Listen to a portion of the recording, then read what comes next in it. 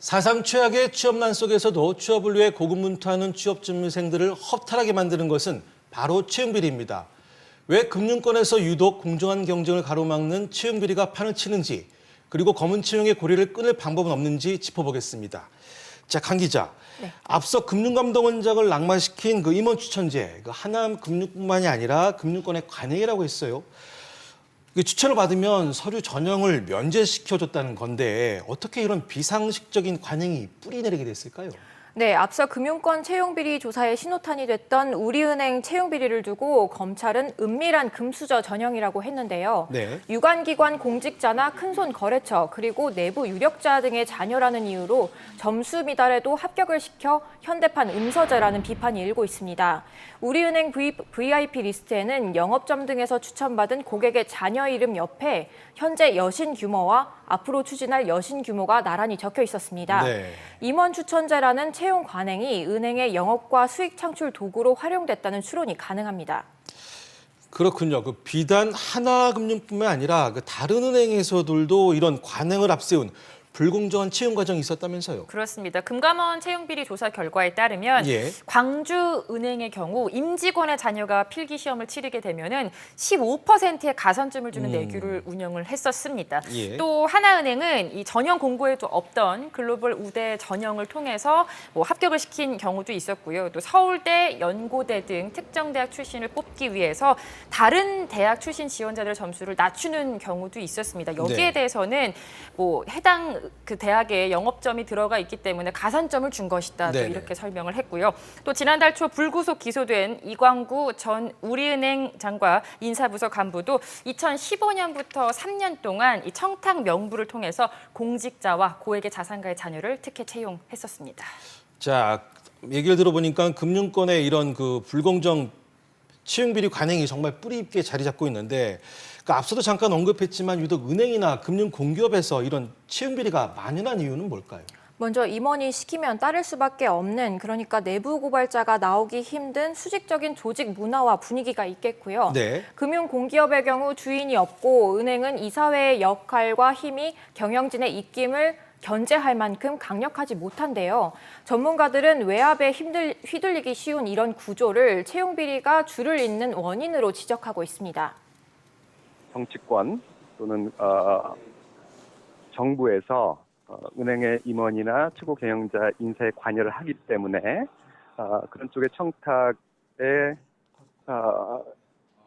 청탁의 위험에 노출돼 있는 거죠. 주인이 없기 때문에 그런 약간 자격이 부족한 사람을 뽑더라도 그 뽑는 사람의 손해가 안 가기 때문에 그런 채용 비리가 많이 생기는 것으로 생각이 됩니다. 또 잘못된 관행에 대해서 문제의식을 갖지 못할 만큼 심각한 모럴 해저드도 원인으로 지목되고 있습니다.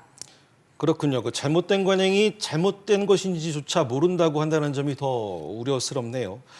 그동안 금융감독당국은 금융지주의 지배구조를 개선해서 채용비리를 근절하겠다고 했어요. 근데 지배구조가 바뀌면 이 채용비리 사라지겠습니까?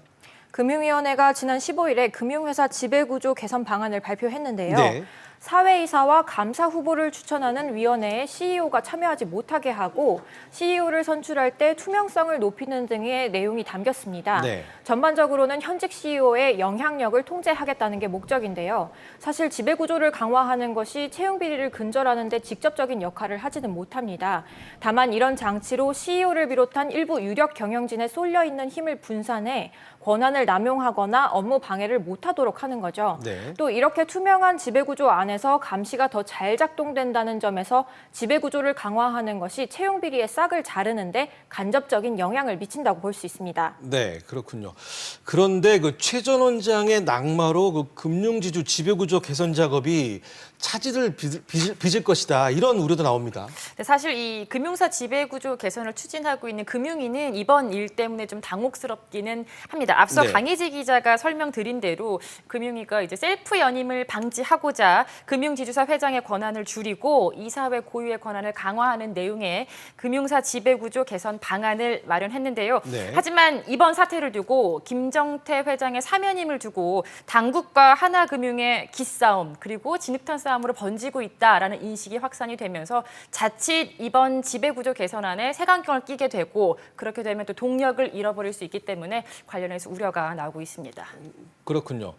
그 이번 채용비리 의혹으로 금감원장이 낙마하면서 그 현재 진행 중인 그 검찰의 수사도 좀 아마 강도가 세실 것 같은데 그 채용비리에는 무관용이라는 의지를 그대로 보여준 셈 아닐까요? 네, 검찰 수사 속도를 내고 있습니다. 일단 관심 집중되고 있는 하나은행의 수사를 맡은 서울 서부지검은 지난주 하나은행 본사 은행장실 등을 추가로 압수수색을 했고요. 네. 뭐 기소 방침을 확정하고 김정태 하나금융 회장까지 수사를 확대할 방침입니다. 그리고 또 VIP 리스트 등 이 채용비리 의혹을 받고 있는 국민은행을 조사하고 있는 남부지검은 인사팀장을 구속한 데 이어서 14일 윤종규 회장 등 관련자들의 자택을 압수수색하면서 속도를 내고 있는 상황입니다. 네, 그 수사 결과는 좀 지켜봐야겠습니다.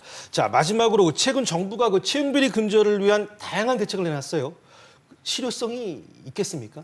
네, 요즘 점차 확산되고 있는 블라인드 채용이라든지 채용 과정 완전 공개, 또 원스트라이크 아웃제 모두 채용의 공정성을 높이는 데 도움을 줬다고 생각합니다.